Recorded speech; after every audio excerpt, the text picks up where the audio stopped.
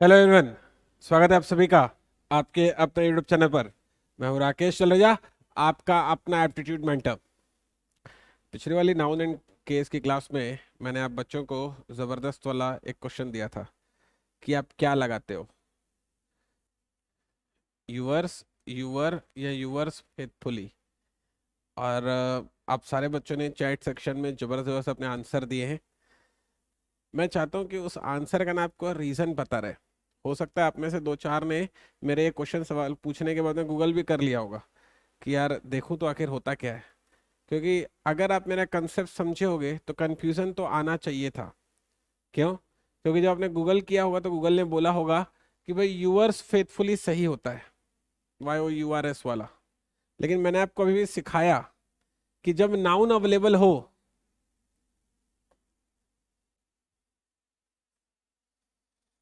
Google ने बोला ये वाला सही होता है, मैंने आपको सिखाया जब नाउन अवेलेबल हो तो उसके साथ एस वाला नहीं, बिना एस वाला मतलब कि एडजेक्टिव सही होता है, प्रोनाउन सही नहीं होता है। ये मैंने आपको सिखाया। तो ये एक तरह का कंफ्यूजन आना चाहिए था कि भाई जब नाउन होता है और सर बोल रहे हैं कि बिना एस वाला सही होता है, जैसे हर लवर सर ने बोला सही है, गूगल भी कर लेना, गूगल भी यही बोलेगा। तो फिर उस हिसाब से ये यूअर्स एस वाला गूगल क्यों बोल रहा है सही है? यहाँ भी यूअर फेथफुली होना चाहिए था। चलो मान लिया ऐसे इस टाइप का कुछ नहीं होता, हटाओ उसको। लेकिन यहाँ तो यूअर फेथफुली लगाओ तुम। गूगल बोलता है यूअर्स फेथफुली लगाओ। मतलब जहां मर्जी जो कर लो, फिर उसके बाद बोलो कि इंग्लिश हमसे बन नहीं रही। अरे भैया, इंग्लिश कैसे बनेगी हम बच्चों से? जब तक ये कंसेप्ट इस तरह से परेशान करते रहेंगे तो सच बात है। इंग्लिश के ये जो कंसेप्ट है हम बच्चों को इसी वजह से परेशान करते हैं कि हम लोग ना थोड़ी सी भी कोशिश नहीं करते समझने की। गूगल किया, भग से देखा यूअर्स फेथफुली, लो सर यूअर्स फेथफुली चैट में लिख दिया। लेकिन आपको रीजन भी तो समझ में आना चाहिए ना कि ऐसा क्यों है। मैंने बोल दिया यूअर्स फेथफुली तो यूअर्स फेथफुली मान लिया। गूगल ने बोला यूअर फेथफुली तो यूअर फेथफुली मान लिया। ऐसे थोड़ी होता है। हर बात का कोई कारण होना चाहिए ना, ताकि वो लॉजिकली स्वीकार हो सके। बिना कारण के यूं ही बात मान लूं क्या मैं किसी की भी? ये इस तरीके से पढ़ाई नहीं होगी मुझसे। ये बिहेवियर रखना पड़ेगा। सवाल पूछने की हिम्मत लानी पड़ेगी, तब चीजें समझ में आना स्टार्ट होंगी।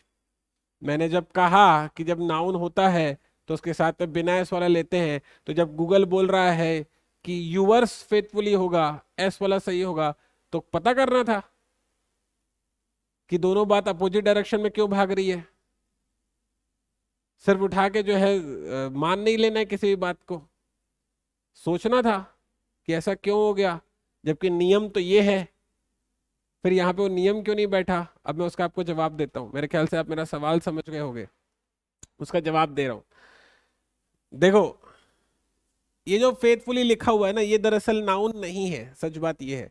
हाँ, गूगल ने जो बोला है यूअर्स फेथफुली वो सही बोला है, मैं भी मान गया यूअर्स फेथफुली ही सही होता है। लेकिन समझो कि क्यों होता है। उसका जवाब ये है कि ये जो फेथफुली लिखा हुआ है ना, ये दरअसल नाउन नहीं है। कैसे सर? नाउन क्या होगा मैं आपको बताता हूँ। देखो, जब मैं कहता हूँ यूअर फेथफुल सर्वेंट, मैं ऐसा कहता हूं, तो ये जो सर्वेंट है ये नाउन है। और इस नाउन को क्वालिफाई करने के लिए एडजेक्टिव यूअर लगाया, जो कि सही है। सीन है आपको समझ में? तो मतलब मैं ये कहने की कोशिश कर रहा हूं कि जब ऐसा कोई नाउन लिखा हुआ रहता तो उसके लिए यूअर लगाना सही रहता। यहां पर तो वो नाउन नहीं लिखा हुआ है। सीन आ रहा है आपको समझ में? वो नाउन गायब है दरअसल। जैसे इसको कैसे अपन यूज करते हैं मैं आपको बताता हूँ। जैसे मान लिया आप किसी से ना आप चैट में बात करते होगे, और आपने किसी की कोई हेल्प कर दी। मान लिया आपकी कोई सहेली होगी, आपने उसके लिए बहुत कुछ अच्छा कर दिया। उसके लिए जो है मतलब उसका बर्थडे था तो बहुत कुछ जबरदस्त प्लान वान कर दिया, मजा आ गया उसको अपने बर्थडे में आपके साथ सेलिब्रेट करके। तो वो आपको क्या रिप्लाई करेंगी? आप बहुत अच्छे हो, यू आर वेरी केयरिंग, या फिर you are such a sweetheart. अगर वो आपको ऐसा रिप्लाई करती हैं तो आप क्या कहोगे?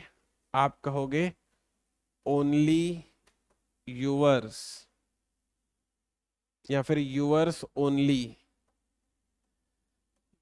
तो उसने जो भी कहा होगा कि आप बहुत अच्छे हो, आप बहुत केयरिंग हो, ओ माय गॉड आप ऐसे हो, तो वो जो नाउन है यू आर वेरी केयरिंग, तो वो केयरिंग जो टर्म है वो हाइड हो गया।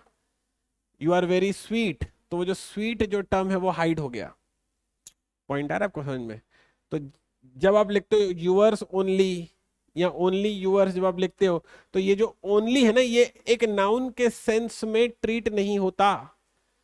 यहां पर वो नाउन छुपा हुआ है। मैडम ने इसके पहले लिखा होगा, चाहे केयरिंग लिखा होगा, चाहे स्वीट लिखा होगा, चाहे फनी लिखा होगा, कुछ भी मैडम ने लिखा होगा, तो वो यहां पर अपने आप चढ़ गया कि हाँ मैं केयरिंग हूं, लेकिन सिर्फ किसका हूं? तुम्हारा हूं।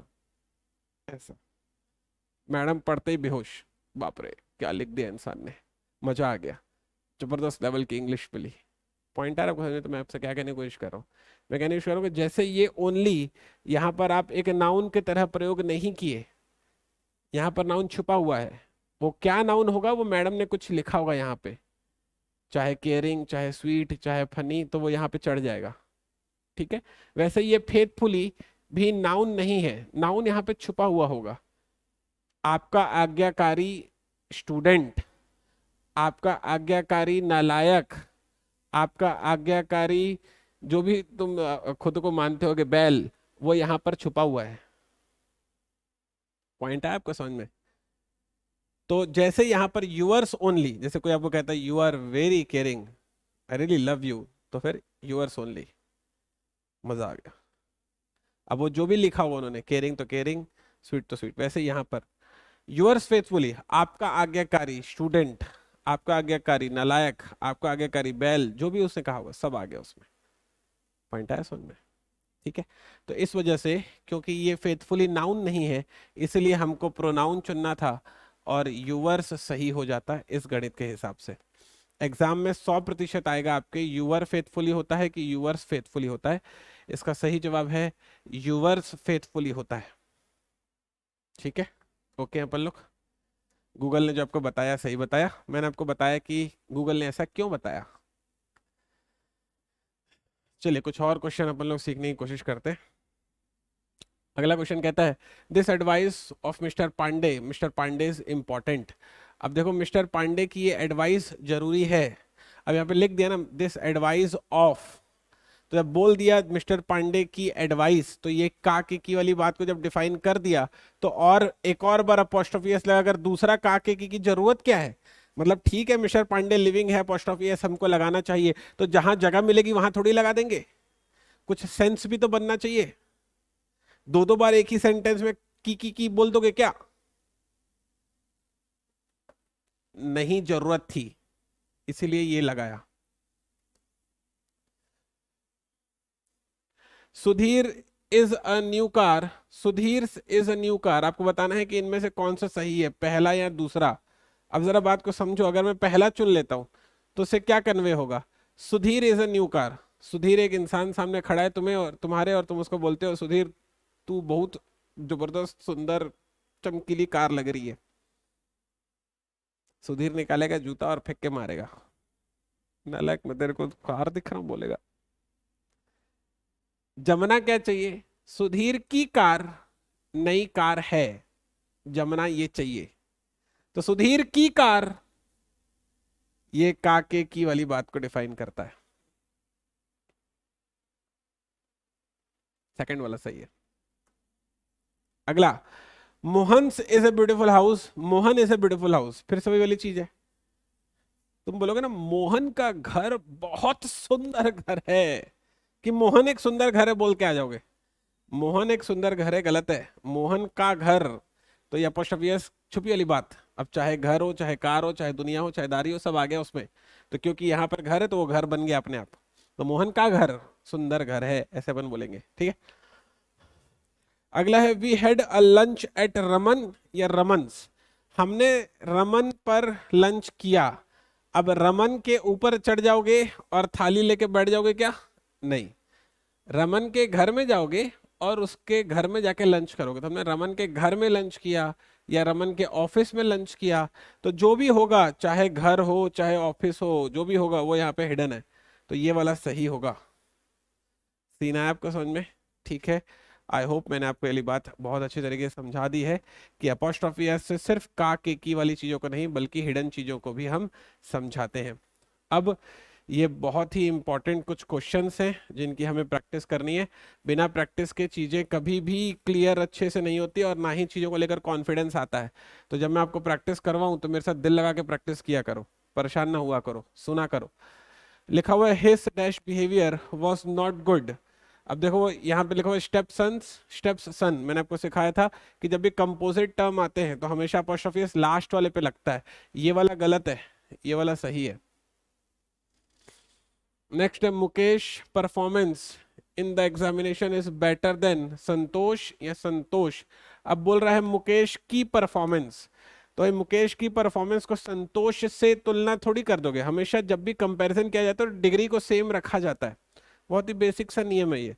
और हमेशा जीवन में कभी भी किसी का भी किसी से कंपैरिजन करो ना, तो इतनी सी ही चीज का बस ध्यान देना कि भैया कंपैरिजन जिसका भी जिससे भी करूं मैं, कम से कम डिग्री तो सेम रखूं।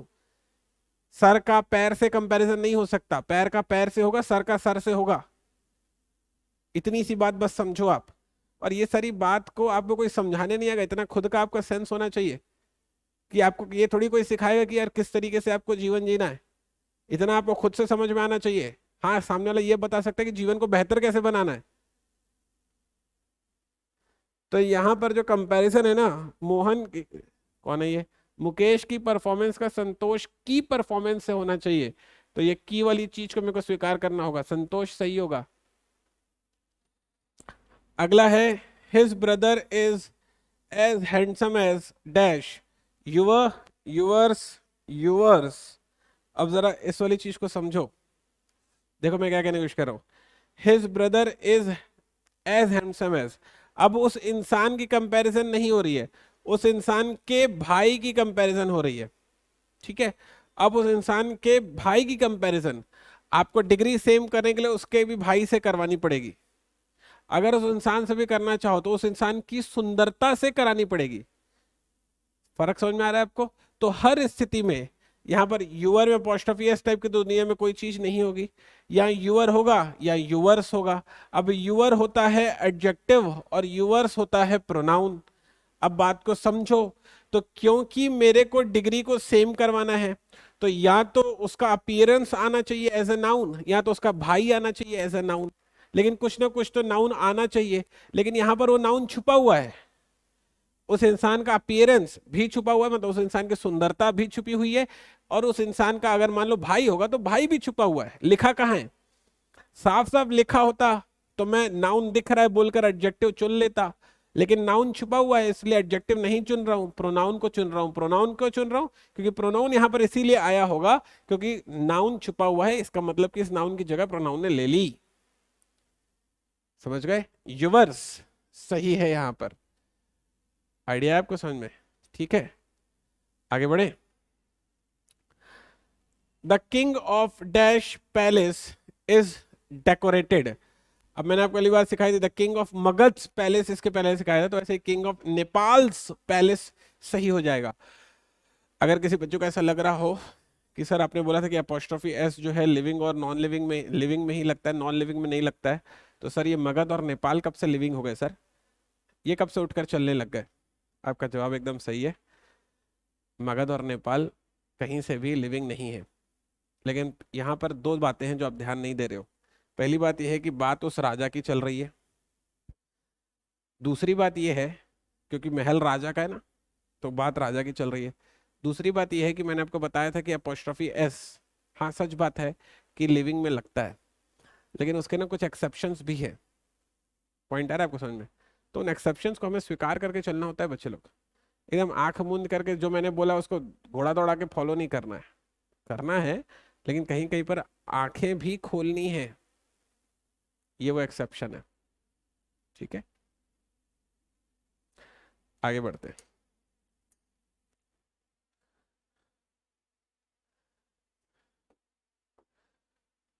Question number 5, Shyam married his friend dash sister. अब श्याम जो है अपने दोस्त की बहन से शादी किया है। Shyam married his friend Aman's sister, Aman की बहन।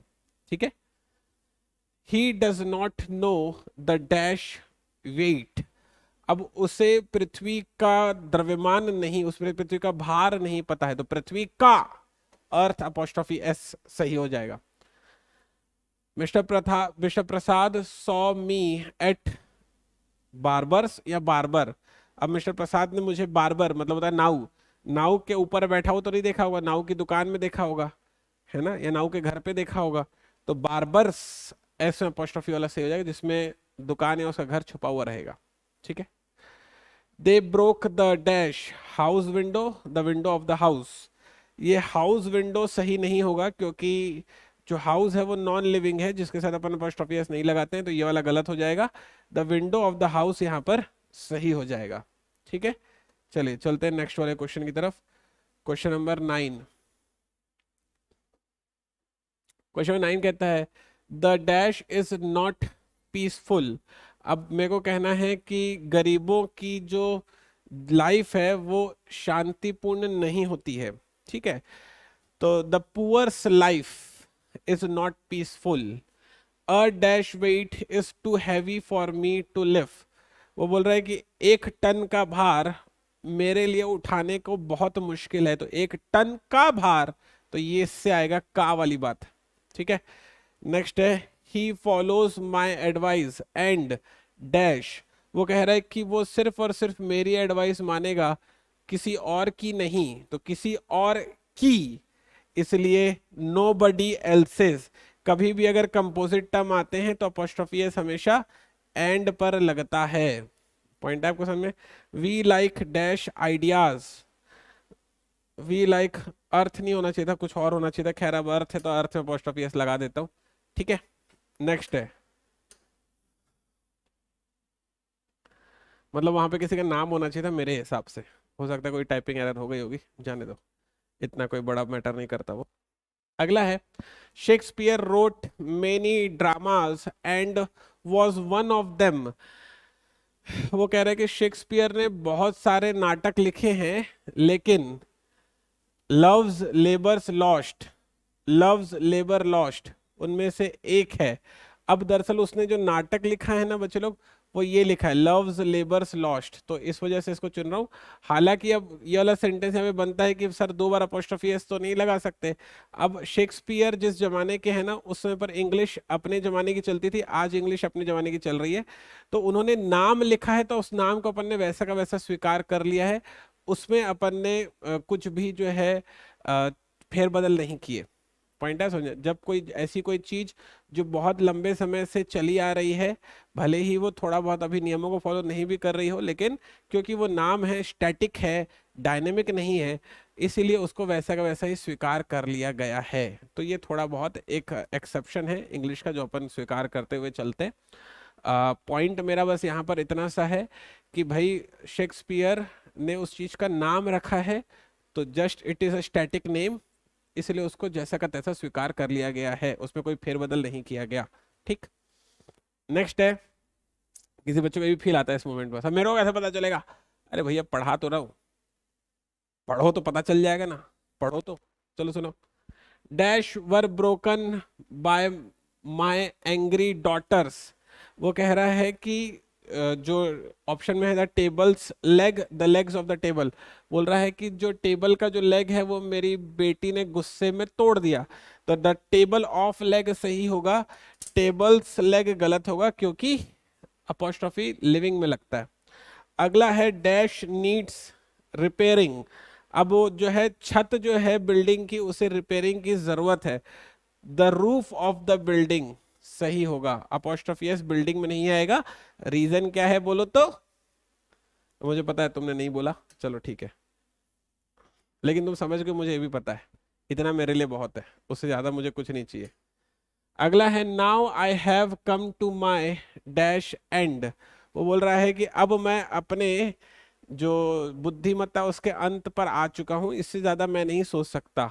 तो विट्स एंड एकदम इसका सही जवाब है। विट माने होता है बुद्धिमत्ता, कुशाग्रता। नेक्स्ट है dash preachings are so great importance. भाई वो कह रहा है कि जीसस के जो प्रवचन थे, तो जीसस के प्रवचन, तो प्रवचन दिखाई दे रहा है, जीसस भी दिखाई दे रहा है, तो के भी तो लेना पड़ेगा ना, तो जीसस के प्रवचन ऐसे कहा जाएगा। सर जीसस क्यों नहीं कहोगे, हिसिंग साउंड आएगा इसलिए नहीं कहूंगा। There is a dash college in my village, अभी अभी इसके पहले वाले वीडियो में सिखाया था कि जो कॉलेज है वो एक लड़के से नहीं बहुत सारे लड़कों से बनता है, तो यहाँ पर जो भी लूंगा वो प्लूरल होना चाहिए, प्लूरल होना चाहिए, तो ये तो सिंगुलर हो गया तो गलत हो गया। हाँ ये दोनों ही प्लूरल हैं, लेकिन ये वॉइसेस से हिसिंग साउंड लेकर आएगा इसलिए वो भी गलत हो गया, ये सही होगा। ठीक है, नेक्स्ट है who has broken dash houses window, window of the house, window of the house पिछली स्लाइड का क्वेश्चन है, फिर से आ गया, ये सही है इसमें। चलिए आगे बढ़ते हैं, नेक्स्ट वाले क्वेश्चन की तरफ चलते हैं। क्वेश्चन नंबर 20 आ चुका है मेरे पास। क्वेश्चन नंबर 20 कहता है बच्चों लोग, Raman is a friend of dash, वो कह रहा है कि रमन मेरा दोस्त है, तो Raman is the friend of mine. Sir my क्यों नहीं लगा रहे हो, माय एडजेक्टिव है, माइन प्रोनाउन है। ठीक है, नेक्स्ट है she studies in dash saint Joseph, saint Joseph's, फिर से वही, वो सेंट जोसेफ नाम का कोई कॉलेज होगा जहां पर वो पढ़ रही है, तो कॉलेज यहाँ पर छुपा हुआ है, तो छुपी हुई बात को बताने के लिए अपन apostrophe s का प्रयोग करते हैं, सेंट जोसेफ सही हो जाएगा। Your dash job is not good, अब वही स्टेप ब्रदर बेसिकली कंपोजिट है, तो मैंने बताया था कंपोजिट के लिए हमेशा आपको जो एंड होता है उसमें apostrophe s लगाना पड़ता है, apostrophe s ये वाला सही हो जाएगा, स्टेप ब्रदर्स सही है। यहाँ पे कुछ नेम होना चाहिए, देवास या कुछ और नेम होना था, the Titanic dash ship name, ships name, the Titanic ships name, कुछ इसमें टाइपिंग एरर हो गया, सही करवा के फिर से देख लेंगे। क्वेश्चन नंबर 24, क्वेश्चन 24 कहता है dash newspaper gives us a lot of information, तो बोल रहा है कि आज का जो अखबार है वो हमें बहुत सारी जानकारियां दे रहा है, तो आज का, तो का मैं apostrophe s से बता सकता हूँ, today's newspaper. Dash is dirty, the bottom of the glass, the glass bottom, the bottom of the glass, the glass bottom, अच्छा एक ही चीज दोबारा आ गई है, the bottom of the glass एकदम सही है क्योंकि apostrophe s नहीं लगाऊंगा, रीजन ये है कि हिसिंग भी आ रहा होगा और दूसरा ये है कि ग्लास जो है नॉन लिविंग भी है। ठीक है, dash a dash is spacious, तो girls common room, girls common room, क्योंकि कॉमन रूम है तो वो सभी का होता है, एक लड़की का नहीं होता है, तो इसलिए मेरे को गर्ल्स प्लूरल में चाहिए होगा, गर्ल्स इस तरीके से लिखूंगा, गर्ल्स कॉमन रूम एकदम सही है।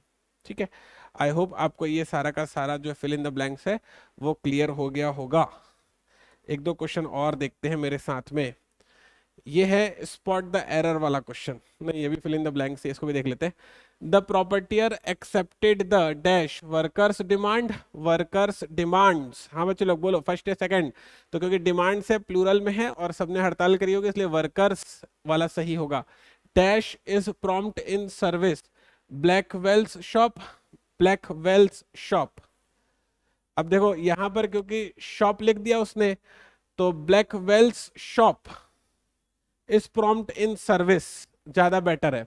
ठीक है, नेक्स्ट है dash was a great lover of nature, Keats, Keats, Keats, अब जरा बात को समझो, ये जो कीट्स है ना, ये कीट्स जो है एक कवि का नाम है, जैसे हमारे में कालिदास थे तो अंग्रेजों में कीट्स थे, तो ये कीट्स से, ये तो उसका नाम ही नहीं, उसका नाम के स्पेलिंग बदल दिया आपने, उसका नाम ही है कीट्स। ठीक है, तो अगर मान लिया कीट्स होता तो भी वो स्वीकार करना पड़ता, पॉइंट है आपको समझ में, मैं इससे पीछे नहीं हट सकता था।